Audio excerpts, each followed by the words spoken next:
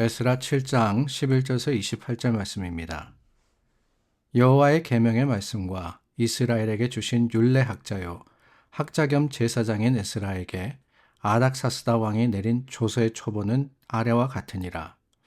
모든 왕의 왕 아닥사스다는 하늘의 하나님의 율법에 완전한 학자 겸 제사장 에스라에게 조서를 내리노니 우리나라에 있는 이스라엘 백성과 그들 제사장들과 레위 사람들 중에 예루살렘으로 올라갈 뜻이 있는 자는 누구든지 너와 함께 갈지어다.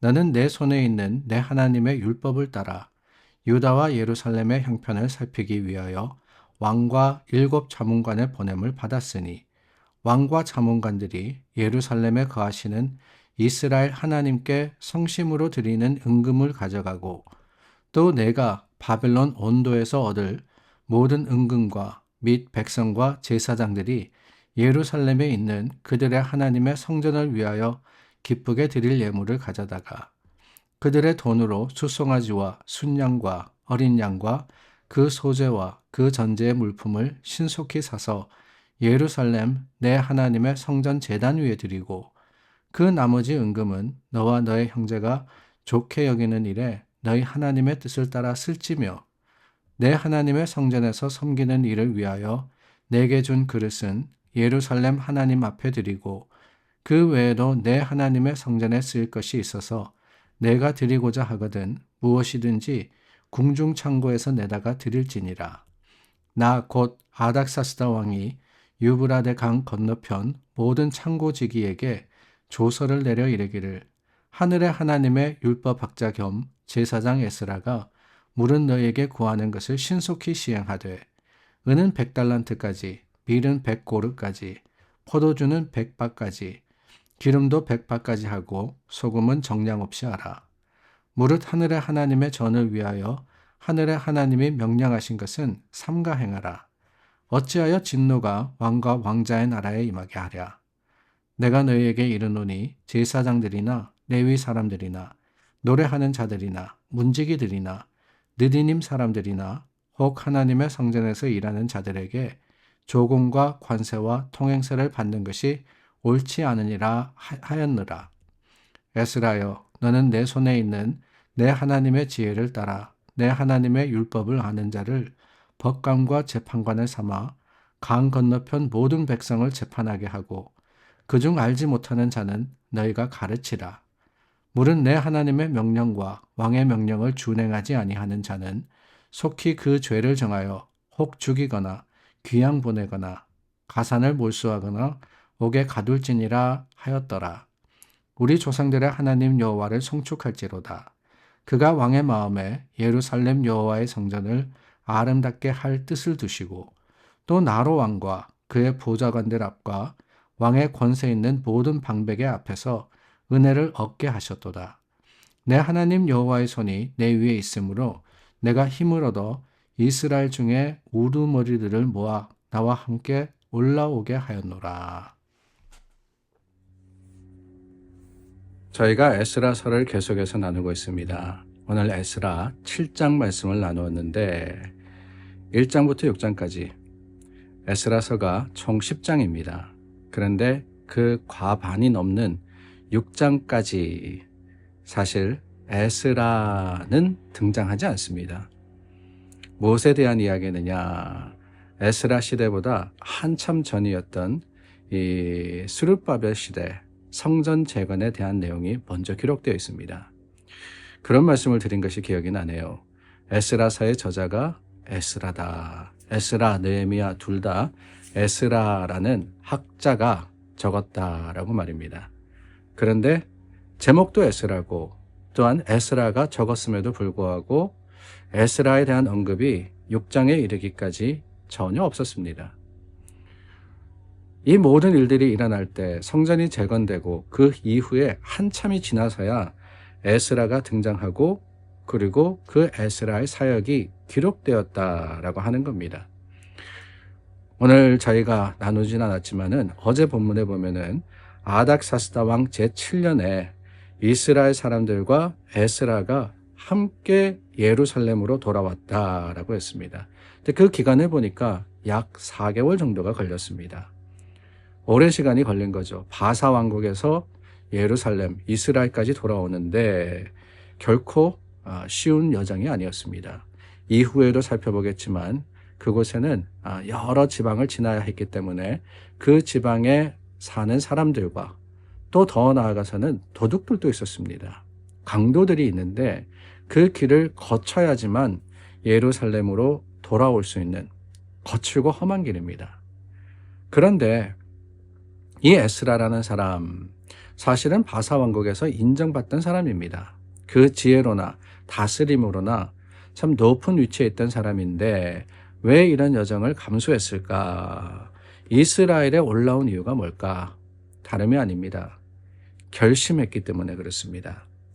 본문 10절 말씀해 보니까 에스라가 여호와의 율법을 연구하여 준행하며 율례와 규례를 이스라엘에게 가르치기로 결심했다라고 했어요. 오늘 11절 바로 전절입니다. 율법을 준행하며 살아왔고 그 율법을 배웠고 그 율법에 대해서 알았고 그것을 이스라엘에게 가르치기를 원했다. 배경적인 설명을 10절까지 하고 있어요. 그리고 저희가 나누었던 말씀은 아닥사스다의 조서이죠.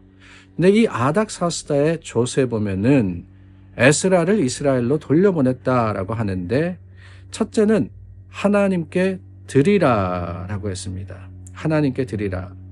그리고는 또한 지혜를 따라서 하나님의 율법을 아는 사람들을 재판관으로 삼아서 백성을 다스리고 가르치라라고 합니다. 아닥사스다가 이러한 목적을 가지고 에스라를 이스라엘로 돌려보냈다라고 했는데요. 그것이 그러면은 궁극적인 동기였느냐? 아닙니다. 중요한 것은 아닥사스다의 그 조서를 통해서 에스라가 깨달았다라고 하는 거예요. 무엇을 깨달았느냐? 다름이 아닙니다.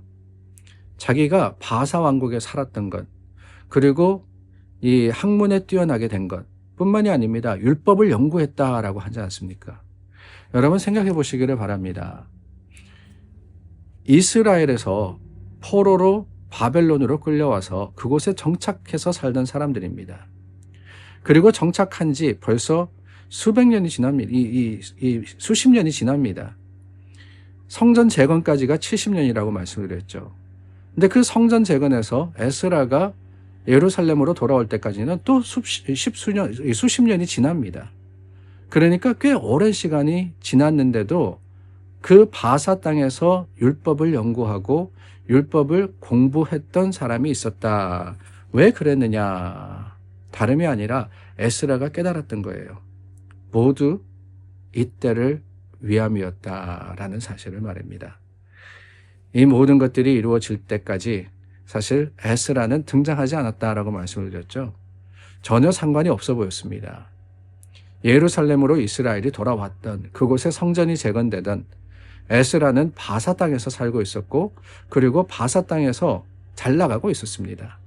우리 이거 잘 이해하지 않습니까? 이민자로서 우리가 미국 땅에 와서 사는데 2세대, 3세대, 4세대가 되어서 그 자녀들, 그 후손들이 미국에서 정착하고 미국 사람으로서 잘 살아가고 있는 거예요. 그런데 그 순간에 이르기까지 우리 자녀들이 한국에 대해서 잊지 않고 또한 신앙을 지키고 한국의 어를 배우고 이런 상황 속에 있다가 어느 순간 깨닫는 겁니다. 내가 왜 이렇게 한국과의 컬처가 연결돼 있을까? 이게 이때를 위해서 그런 것이 아닌가? 이런 것 같이 이 에스라에게 일이 일어났던 겁니다. 자신의 삶에 있었던 모든 것들이 맞춰지기 시작하는 거예요. 하나님이 이때를 위해서 나를 준비시키셨구나. 이때를 위해서 하나님이 준비시키셨고 지금 나를 부르셨구나 라고 말입니다. 6장까지 에스라가 나오지 않았다라고 말씀을 드렸는데 나오지 않았다 그래서 중요하지 않다라는 것은 아닙니다.